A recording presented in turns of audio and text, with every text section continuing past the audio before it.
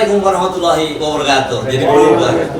Salam saya jadi berubah ini karena yang saya ajak ngobrol ini yang punya channel keren dan cerdas. Waduh, dan banyak juga ini kita join bareng ini sebelum poin, ada di Bang Edi channel, ada bicara ya, bincang Ahmad Yani. Wah, luar biasa. Kita ngomongin kalau tapi dalam hal ini kita ngomongnya bukan sebagai YouTuber tapi sebagai hukum tata negara gitu ya. Dan orang sekarang kita yang paling ramai diperbincangkan itulah soal Perpu Cipta Kerja ya, dan banyak biasa kan kalau ahli hukum itu ada satu pendapat tentang ada dua pendapat ahli hukum itu biasanya ada tiga pendapat gitu ya. Nah, ada yang mendukung yang seperti Pak Jimli menyatakan ini jalan pada pemakzulan, sementara orang seperti Bang Yusril menyatakan ya belumlah waktunya jalan pemakzulan itu, meskipun kita tahu bahasanya Bang Yusril kita pasti jeli gitu. Nah, bagaimana kita melihat ini dari sisi seorang Refli Harun? Ya, terima kasih ya Mas Hersu dan juga pemirsa sekalian. Ada Health to the Point, ada juga RH Channel, ada juga bicara, ada Bang Edi Jim buang anak. Oke. Jadi saya mau sharing mengenai perspektif hukum tata negara. Abis ini kita buang dia. Ya. Jadi kawan-kawan semua ya, kalau kita lihat yang namanya Perpu itu adalah hak subjektif presiden. Itu yang dirumuskan oleh Mahkamah Konstitusi. Syaratnya itu ada 3. 1, ada kegentingan yang memaksa atau suatu situasi yang mendesak. Dan kedua, situasi mendesak itu memerlukan pengaturan. Nah, tetapi pengaturan yang ada yang kedua itu tidak ada atau tidak memadai. Jadi tidak memadai atau tidak ada. Nah, yang ketiga, kalau dia dikasih legislasi biasa, maka tidak catch up, tidak bisa ngejar gitu ya. Nah, itu syarat subjektif. Nah, nanti akan diobjektifikasi oleh DPR. DPR lah yang mengobjektifikasi apakah Perpu yang sifatnya sangat subjektif tersebut itu layak atau tidak diterima sebagai undang-undang. Kalau dikabulkan, diterima maka dia menjadi undang-undang, kalau ditolak maka dia harus dicabut. Itu kalau jalurnya biasa. Tapi persoalannya dalam Perpu Ciptaker ini ada perintah Mahkamah Konstitusi. Perintah Mahkamah Konstitusi itu adalah memberi waktu selama 2 tahun untuk membuat atau memperbaiki Undang-Undang Ciptaker. Ada 2 hal yang kita garis bawahi di situ. Pertama, yang diperintahkan untuk diperbaiki adalah Undang-Undang Ciptaker. Satu, bukan Perpu Ciptaker kan? Yang kedua, diberikan waktu selama 2 tahun untuk memperbaiki. Kalau Perpu nggak mungkin 2 tahun. Perpu itu cukup 1 hari 1 malam kalau kita bicara tentang kegentingan yang memaksa. Karena itu, ketika Presiden menghindari proses pembuatan undang-undang yang partisipatif dengan mengajukan rancangan undang-undang Ciptaker ke DPR agar bisa dibahas bersama dan melibatkan peran serta masyarakat, maka saya dan beberapa pakar hukum tata negara lainnya mengatakan yang namanya Presiden dengan mengeluarkan Perpu tersebut telah membangkang konstitusi. Kenapa membangkang konstitusi? Karena yang dibangkang itu, yang dilawan itu adalah putusan Mahkamah Konstitusi yang jelas-jelas memerintahkan pembuatan undang-undang dalam jangka waktu 2 tahun. Dan kita bicara secara teori, walaupun saya mengatakan dalam banyak hal MK kadang-kadang putusannya itu mengecewakan, tetapi kalau kita bicara tentang teori tata negara, MK adalah the guardian of the Constitution. Ada the sole interpreter of the Constitution. Jadi dia adalah penjaga konstitusi dan satu-satunya penafsir konstitusi. Karena itu, apapun yang diputuskan MK, tidak ada cara lain bagi institusi negara, bagi pejabat publik, kecuali menaatinya. Nah, ketika dengan sengaja Presiden mengeluarkan Perpu, berarti kan dia tidak taat pada putusan Mahkamah Konstitusi. Nah, itu bagi sebagian pakar hukum tata negara sesungguhnya bisa menjadi entry point kalau seandainya kita mau maju dengan upaya pemakzulan. Tapi jangan lupa, pemakzulan ini kan ada dua aspek. Ada aspek politiknya, Yes. ada aspek hukumnya. Dan yang paling kuat sebenarnya politiknya ya. Iya, tapi kan aspek politik itu nanti kita lihat bagaimana berjalannya di lapangan. Tapi yang paling penting kan aspek hukuman. Hukum Yes. dulu, ada legal reasoningnya. Ya. Kenapa soal seperti ini misalnya bisa dipersoalkan? Saya dalam posisi harus jujur mengatakan peluang ini 50-50 dari sisi hukum, bukan dari Sisi sisi hukum. politik. 50-50-nya kenapa? Begini, kalau kita bicara mengenai pemakzulan, ya, pemakzulan itu ada dua klausul besar seorang presiden bisa dimakzulkan.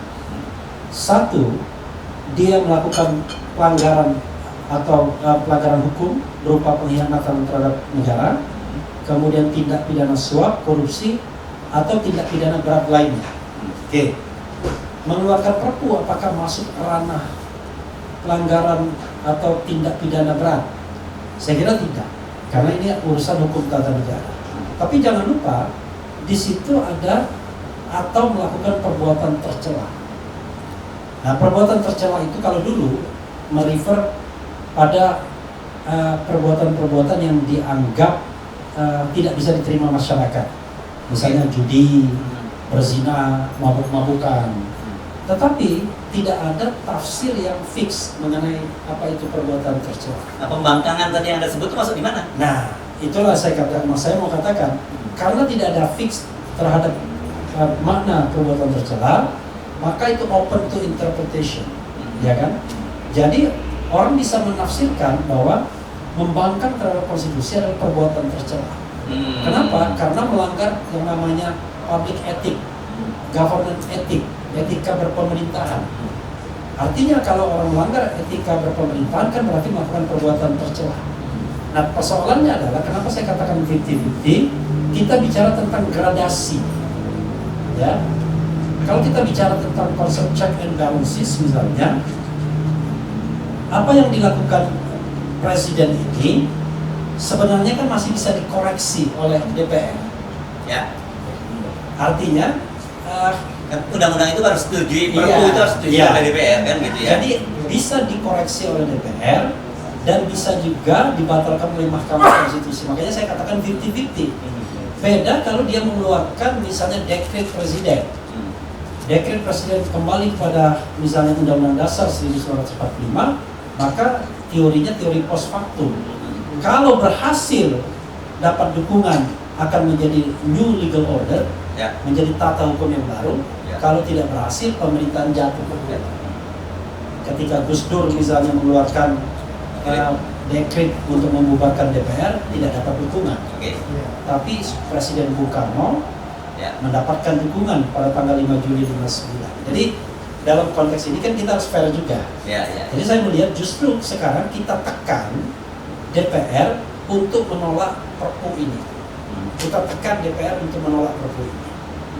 Dan kalaupun seandainya misalnya ingin memperingatkan presiden dari sisi hukum tata negara, tidak ada salahnya mereka juga menggunakan hak-hak mereka, mulai dari hak bertanya, kemudian hak interpelasi, bahkan hak angket misalnya, untuk melihat apakah ada potensi pelanggaran konstitusi atau pelanggaran hukum atau tindak pidana dalam proses pembuatan perpu ini. Loh, kok bisa begitu? Nah, bukan soal perpunya sendiri, tapi something behind, ya kan? Kalau ada misalnya hal-hal yang tidak patut, tidak layak, bahkan misalnya indikasi penyuapan, Ya. maka masuk ke klausul of impeachment. Jadi bukan proses pembuatan perpunya itu sendiri, tetapi mengapa perpu itu kemudian diadakan. Ini penyuapan kepada siapa ini? Presiden. Penyuapan terhadap presiden, Oh, ya, ya. Dan ini agak sulit sekali ya untuk membuktikan ya ini. sakit, tetapi kan Hmm. DPR melalui hak angketnya, ini kan saya bicara teori, Ya, ya, ya, ya. kan dia bisa menghadirkan pihak-pihak untuk didengarkan keterangannya. Bahkan dia bisa membentuk tim investigasi untuk melakukan proses penyelidikan dalam hal ini.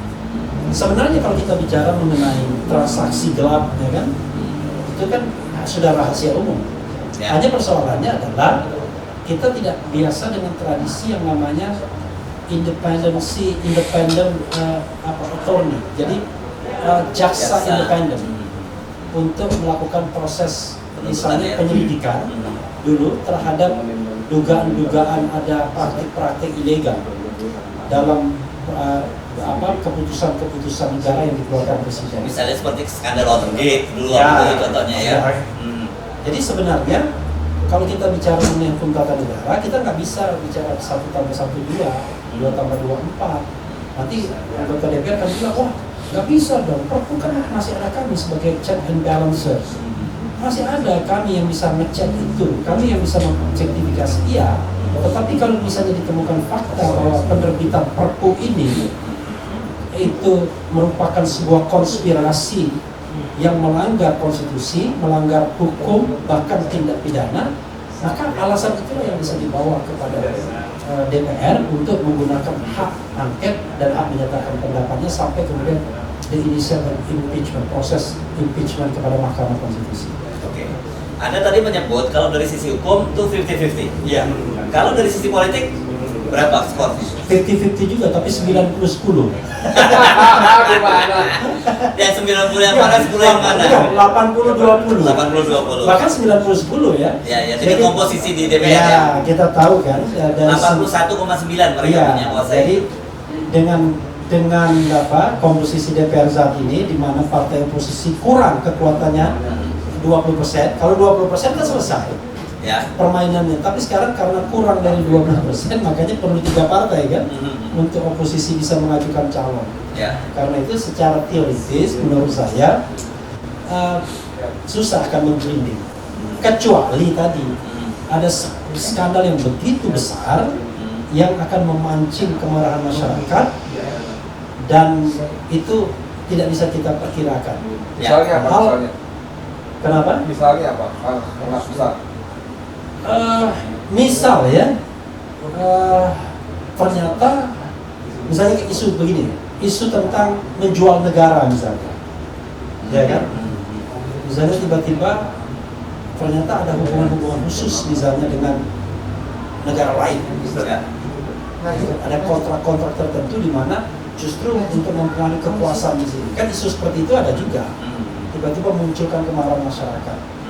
Apakah misalnya entry point-nya soal TKA? Bisa jadi, karena hari ini kan kita baca di media Morowali sudah terjadi clash kan. Padahal kita tahu bahwa kalau ada hal-hal seperti itu sudah pasti ada diskriminasi. Oke. Ya mungkin tidak ada diskriminasi.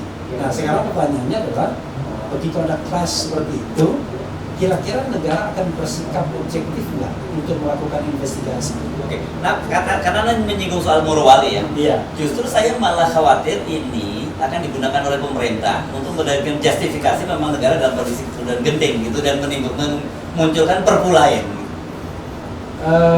Kalau misalnya muncul perpu lain ya, memang kalau pakar hukum tata negara kan mengatakan kalau perpu ciptaker saja bisa dikeluarkan, Ya. padahal ada perintah Mahkamah Konstitusi, maka mudah sekali untuk mengeluarkan perpu lain dengan legitimasi pakar hukum yang dianggap melakukan stemplisasi. Ya. Maka perpu penundaan pemilu, bahkan dekret kembali ke Undang-Undang Dasar 1945 bisa saja dikeluarkan. Karena dengan alasan satu kegentingan atau hukum tata negara darurat, hukum darurat itu beda. Ya. Nah, itu sangat mungkin terjadi. Cuma memang kita bicara struggle for powers, ya kan? Kalau memang itu dikeluarkan, apakah kemudian tidak ada perlawanan dari civil society atau masyarakat? Justru di situ bahkan situasi chaos iya, tetapi kan bisa juga berbalik pada kekuasaan negara. Justru negara yang kemudian terancam dengan gerakan civil society. Yes. Dan kami tanyakan kepada Dr. Medila Badri. Oh, oke. Ya, saya paham. Karena beliau ini rigid kita ngomongnya dari sisi hukum tata negara ya. Jangan masuk ke wilayah yang non hukum tata negara. Oke, terima kasih ya. Kita sampai di sini dulu kita ngobrolnya dengan Dr. Refli Harun. Profesor atau dokter? Provokator. Provokator. Oke, sampai ketemu lagi ya. Sahabat RH Channel, sahabat Bang Edi Channel, Subro Point dan juga bicara bincang cara Ahmad Yani. Oke, sampai ketemu lagi. Assalamualaikum warahmatullahi wabarakatuh. Waalaikumsalam. Keren.